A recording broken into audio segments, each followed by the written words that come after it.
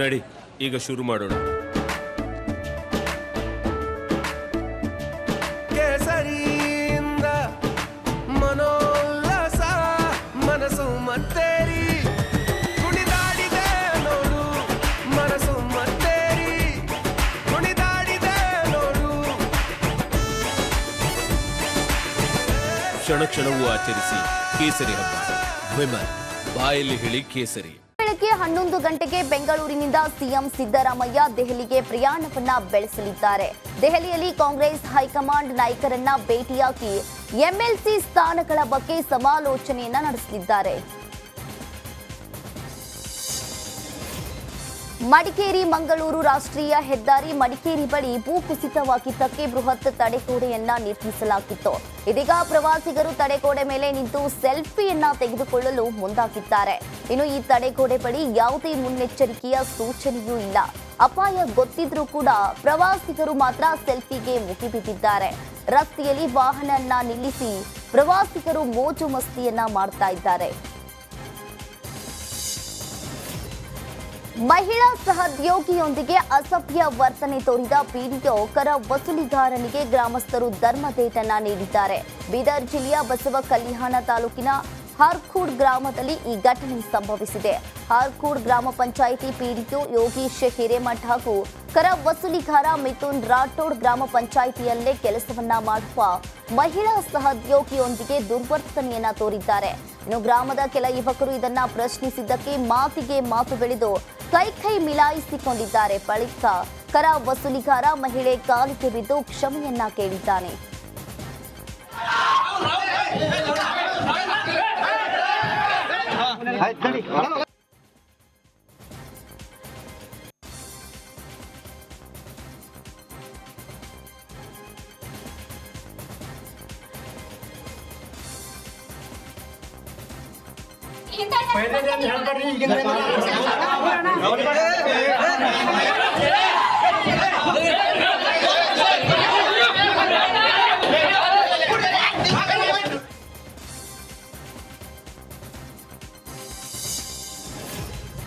ರೈತರಿಗೆ ಕೃಷಿ ಇಲಾಖೆ ಗಾಯದ ಮೇಲೆ ಬರೆ ಎಳೆದಿದೆ. ಪೂರ್ವ ಮುಂಗಾರು ಮಳೆ ಆರಂಭದ ಹಿನ್ನೆಲೆಯಲ್ಲಿ ಬಿತ್ತನೆಗೆ ಸಜ್ಜಾಗಿದ್ದ ರೈತರಿಗೆ ಶಾಕ್ ಎದುರಾಗಿದೆ.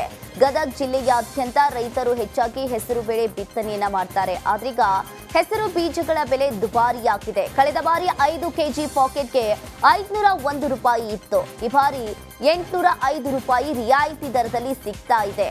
ಇದರಿಂದ ಅನ್ನದಾತರು ಕಂಗಾಲಾಗಿದ್ದಾರೆ. ಹುಬ್ಬಳ್ಳಿಯ ಉತ್ತರ ಸಂಚಾರ ಪೊಲೀಸ್ ಕಾನ್ಸ್ಟೇಬಲ್ ರೈಲು ಹಳಿಗೆ ತಲೆ ಕೊಟ್ಟು ಆತ್ಮಹತ್ಯೆಯನ್ನ ಮಾಡಿಕೊಂಡಿದ್ದಾನೆ. ಹುಬ್ಬಳ್ಳಿ ತಾಲೂಕಿನ ಉಣಕಲ್ ಹತ್ತಿರ ನಾಗರಾಜ್ ಹಂಚಿಮನಿ ಟ್ರಾಫಿಕ್ ಪೊಲೀಸ್ ರೈಲು ಹಳಿಗೆ ಬಿದ್ದು ಆತ್ಮಹತ್ಯೆಯನ್ನ ಮಾಡಿಕೊಂಡಿದ್ದಾರೆ. ಹುಬ್ಬಳ್ಳಿಯ ರೈಲ್ವೆ ಪೊಲೀಸ್ ಠಾಣೆಯಲ್ಲಿ ಈ ಪ್ರಕರಣ ದಾಖಲಾಗಿದೆ. ಶಿವಮೊಗ್ಗ ಜಿಲ್ಲೆಯ ಸಾಗರದ ಆನಂದಪುರದಲ್ಲಿ ಲಾಂಗ ಹಿಡಿದು ಯುವಕನ ಹುಚ್ಚಾಟ ಪ್ರಕರಣಕ್ಕೆ ಸಂಬಂಧಿಸಿದಂತೆ ಶಿವಮೊಗ್ಗದಲ್ಲಿ ಎಸ್ಪಿ ಮಿಥುನ್ ಕುಮಾರ್ ಪ್ರತಿಕ್ರಿಯೆಯನ್ನ ನೀಡಿದ್ದಾರೆ.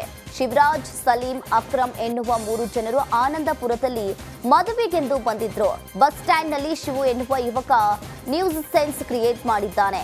ಈ ವೇಳೆ ಸಾರ್ವಜನಿಕರು ಅವನಿಗೆ ಬೈದಿದ್ದಾರೆ. ಆಗ ಶಿವು ಎನ್ನುವ ಯುವಕ ಸಮೀರ್ ಎನ್ನುವನಿಗೆ ಕರೆ ಮಾಡಿ ಕರೆದಿದ್ದಾನೆ. ಬಳಿಕ ಆತ ಮಚ್ಚು ತೆಗೆದುಕೊಂಡು ಬಂದು ರಸ್ತೆಯಲ್ಲಿ ಓಡಿ ಹೋಗ್ತಾ ಇದ್ದ. ಈ ವೇಳೆ ಸಾರ್ವಜನಿಕರು ಪೊಲೀಸರಿಗೆ ಮಾಹಿತಿಯನ್ನ ಕೊಟ್ಟಿದ್ದಾರೆ. ಈ ಪ್ರಕರಣವನ್ನ ದಾಖಲಿಸಿಕೊಂಡು 3 ಜನ ಯುವಕರನ್ನ ಬಂಧಿಸಿದ್ದೇವೆ ಅಂತ ಎಸ್ಪಿ ಮಿಥುನ್ ಕುಮಾರ್ ಹೇಳಿದ್ದಾರೆ. ಸರ್ಕಾರಿ ಶಾಲೆಯಲ್ಲಿದ್ದ ವಸ್ತುಗಳನ್ನ ಕಳ್ಳತನ ಮಾಡ್ತಾ ಇದ್ದ ವೇಳೆ ಶಾಲೆಯ ಸಿಬ್ಬಂದಿ ಗ್ರಾಮಸ್ಥರ ಕೈಗೆ ಸಿಕ್ಕಿಬಿದ್ದಿರುವ ಘಟನೆ ಕೋಲಾರ ತಾಲೂಕು ಶಾಪುರ ಗ್ರಾಮದಲ್ಲಿ ನಡೆದಿದೆ. ಶಾಪುರ್ ಸರ್ಕಾರಿ ಪ್ರೌಢಶಾಲೆಯಲ್ಲಿ ಸಿಬ್ಬಂದಿ ಶಿವಕುಮಾರ್, ಶಾಲೆಯ ಮುಖ್ಯ ಶಿಕ್ಷಕಿ ಪದ್ಮಾವತಿ ಸೂಚನೆಯ ಮೇರೆಗೆ ಶಾಲೆಯ ಬೀಗ ಮುರಿದು ಶಾಲೆಯಲ್ಲಿದ್ದ ಬಾಗಿಲು ಸೇರಿದಂತೆ ದಿನಸಿ ವಸ್ತುಗಳನ್ನ ಮಾಡ್ತಾ ಇದ್ದ ಈ ವೇಳೆ ಗ್ರಾಮಸ್ಥರ ಕೈಗೆ ತಗಲಾಕೊಂಡಿದ್ದಾನೆ.